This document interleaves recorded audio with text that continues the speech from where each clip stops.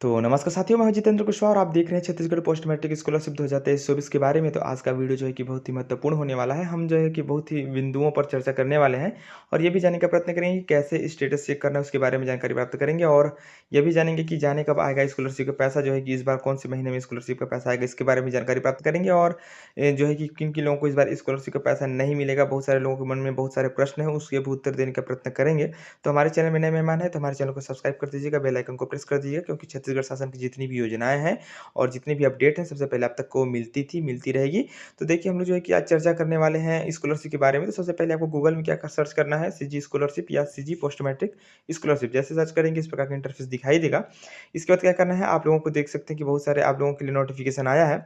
ऊपर में जैसे कि यहाँ पास दिखाई दे रहा होगा जो है कि शैक्षिक वर्ष 2023-24 छात्रवृत्ति के लिए जो है कि छत्तीसगढ़ राज्य के बाहर अध्ययनरत अनुसूचित जाति, अनुसूचित जनजाति और पिछड़ा वर्ग के छात्रों के लिए ऑनलाइन छात्रवृत्ति आवेदन जो है कि 15/3/2024 से 4 अप्रैल 2024 तक आमंत्रित किए गए हैं, ठीक है? इसका मतलब कि जो-जो भी नोटिफ़िकेशन आपको सीजी स्कॉलरशिप के का जो भी आप लोगों को प्राप्त करना है, यहाँ पास आपको दिखाई देगा। आप देख सकते हैं, इसके बाद ही देख सकते हैं कि दूसरे नंबर में भी दिया गया है कि शैक्षणिक वर्ष 2023-24 छात्रवृत्ति के लिए छत्तीसगढ़ राज्य में अध्ययनरत एसटी, एससी जो है कि ओबीसी के छात्रों के लिए ऑनलाइन छात्रवृत्ति आवेदन जो है कि जो मार्च था 14 मार्च वहाँ तक जो है कि आमंत्रित किया गया था। इस प्रकार से आप देख सकते हैं बहुत सारे आप लोगों को नोटिफ़िकेशन मिल रहा है। इसी प्रकार से आप उसमें चेक भी कर सकते हैं। और तीसरे नंबर पे देख सकते हैं महत्वपूर्ण बिंदुओं पर चर्चा किया गया है कि सभी छात्रों से अनुरोध है कि कृपया जो कि देखिए बहुत लोग यही गलती करते हैं तो उन लोगों का स्कॉलरशिप नहीं आता है, फिर बाद में कमेंट में पूछते हैं। तो इससे अच्छा एक ही वीडियो आप देखिए, पूरा विस्तार से देखिएगा तो सब कुछ पता चल जाएगा। तो देखिए सभी छात्रों से अनुरोध है कि कृपया अपने लॉगिन द्वारा आधार प्रमाणीकरण ई-केवाईसी की स्थिति जाँच करें। जिन छात्रों का आधार प्रमाणीकरण केवाईसी विफल हो गया है, उन्हें जो है कि अपने आधार विवरण को सही करने का एक मौका दिया जाता है, उनका कहना है।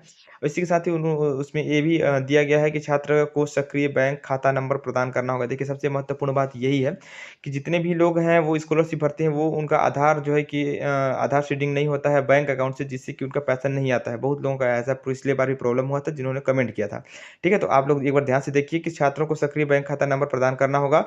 आधार नंबर से जुड़ा तो क्योंकि जो कि देखिए आधार नंबर से जुड़े बैंक खाते में छात्रवृत्ति राशि जमा करने के लिए केवल आधार आधारित भुगतान किया जाएगा। मतलब कि जिसका आधार सीडिंग है बैंक अकाउंट में उसी नंबर में जाएगा, जिनका नहीं है उनके खाते में पैसा नहीं जाएगा, फिर उनको वेट करना पड़ेगा, फिर पैसा भी नहीं आ सकता है, ठीक है? तो आप लोगों को आधार जो सक्रिय बैंक खाता है जिसमें आधार सीडिंग एक्टिव है उसी को दीजिएगा। इसके बाद देखिए सबसे नीचे में दिया गया है कि छात्रवृत्ति प्राप्त करने के लिए बैंक खाते को आधार संख्या से जोड़ने के लिए कृपया अपनी बैंक शाखा में जाएँ और डीबीटी प्राप्त करने के लिए बैंक सहमति प्रमाण पत्र जमा करें, उनका कहना है, ठीक है? और आप चेक भी कर सकते हैं, नीचे जो लिंक दिया गया है उसको क्लिक करेंगे तो इस प्रकार से जो है कि एक नया इंटरफ़ेस दिखाई देगा। इसमें आप जो है कि सबसे नीचे में आप देख सकते हैं एक दिया होगा, क्या दिया है? बैंक सीडिंग अकाउंट स्टेटस देख सकते हैं, बैंक सीडिंग स्टेटस इसमें आप क्लिक करेंगे, तो जैसे ही आप अपना जो है कि अपना आधार नंबर डालेंगे और जो है कि कैप्चा डालेंगे, आपके जो आधार में कार्ड में जो मोबाइल नंबर हो लिंक है वो उसमें ओटीपी जाएगा, उसको डाल दीजिएगा। इसके बाद आपको दिख जाएगा कि क्या आपका बैंक आधार सीडिंग है कि नहीं है। और एक तरीका और बताता हूँ आपको पता करने के लिए कि कैसे आप पता कर सकते हैं कि आपका आधार जो है कि सीडिंग एक्टिव है कि नहीं है, उसके लिए भी बताऊँगा। तो चलिए, इसके बाद अब अपने को नीचे आना है और जैसे ही नीचे आएँगे इस प्रकार से एक देख सकते हैं कि देखा कौन-सा लॉगिन का ऑप्शन आएगा, ठीक है? तो चलिए इसमें सूचना और निर्देश बहुत सारे दिए गए हैं, इसको आप लोग पढ़ लीजिएगा।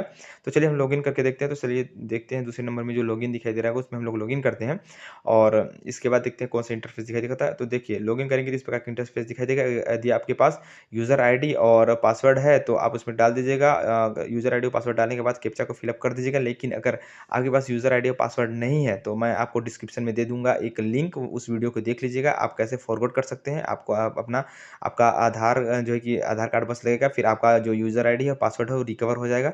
फिर आप देख सकते हैं। तो चलिए मैं इसमें लॉगिन हो गया हूँ। इस प्रकार से आप देख सकते हैं कि यहाँ पर जो है कि पेमेंट स्टेटस 2000 पिछले वर्ष यदि आप पढ़ रहे थे तो अगर स्कॉलरशिप मिला होगा तो उसका यहाँ पर ब्यौरा दिखाई दे रहा होगा कि जो है कि ₹7400 देख सकते हैं, ₹7420 पेमेंट सक्सेसफुल दिखाई दिया था, एनईएफटी के माध्यम से आया था। लेकिन पिछले साल देखने वाली बात ये थी कि जो जुलाई महीने में थोड़ा-सा लेट प्रोसेस हुआ था, क्योंकि बहुत सारे लोगों का जो है कि एडमिशन में देरी हो गया था, इसलिए बहुत लोगों के खाते में पैसे लेट से आए थे, ठीक है? लेकिन इस बार जल्दी आएगा, उसका भी डेट मैं आप लोगों को बताऊँगा विस्तार से कि कौन से डेट में आ सकता है। तो इस प्रकार से आप देख सकते हैं करंट स्टेटस 2023-24 के बारे में। जो अभी वर्तमान में चल रहा है, कहाँ कौन-कौन से स्थिति में पहुँचा है, आपका एप्लीकेशन आईडी दिया होगा, आपका जो है कि एप्लीकेशन डेट कब आप सबमिट किए उसके बारे में और आपका क्या स्टेटस है अभी उसके बारे में भी दिखाई दे रहा होगा, ठीक है? इतना आप देख लीजिएगा। देखिए मैंने बताया था कि दूसरा तरीका बताऊँगा आधार शेडिंग एक्टिव के लिए, तो देखिए नीचे में दिखाई दे रहा होगा आधार शेडिंग एक्टिव, यानी कि इसी प्रकार से यदि आप चेक करेंगे बैंक अकाउंट आधार शेडिंग एक्टिव इसी प्रकार से होना चाहिए, क्या बोलना चाहिए, ये हर एक रंग में होना चाहिए, ठीक है? आधार शेडिंग एक्टिव रहेगा।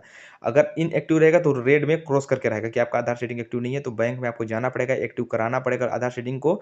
आधार शेडिंग एक्टिव कराने के बाद आपको जहाँ जो है कि जहाँ आप पढ़ते हैं उस संस्था में आपको जानकारी देना होगा कि हम लोगों ने आधार शेडिंग एक्टिव कर लिया है। फिर उन्होंने प्रपोज़ल को जो है कि उन्होंने लोग करेंगे, आपको उसमें निर्देश में डालेंगे, आपका जो आईडी होगा उसमें सेलेक्ट करेंगे तभी वो आपको फिर पैसा ही मिल पाएगा, ठीक है?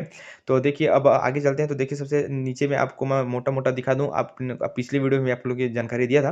तो देखिए इसमें क्या है कि आपका इसमें देख सकते हैं लेवल जो है वो 8वाँ लेवल आपका कंप्लीट होना चाहिए, ठीक है?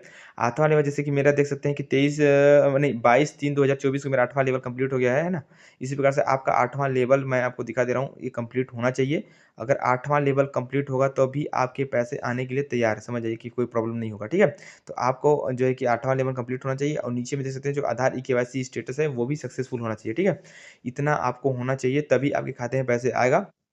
और देखिए बहुत सारे वीडियो मैं आप लोगों के लिए बना देता हूँ, प्रोवाइड कर देता हूँ। अभी इससे रिलेटेड जितनी भी आएँगी वीडियो रहेगी सबसे पहले आप तक मिल जाएगी, तो चैनल को सब्सक्राइब कर दीजिएगा, बेल आइकन को प्रेस कर दीजिएगा और मैं बता दूँ कि जो है इस बार स्कॉलरशिप जो है ना वो अप्रैल से 20 अप्रैल के बाद मई से पहले आ जाएगा। Thank you.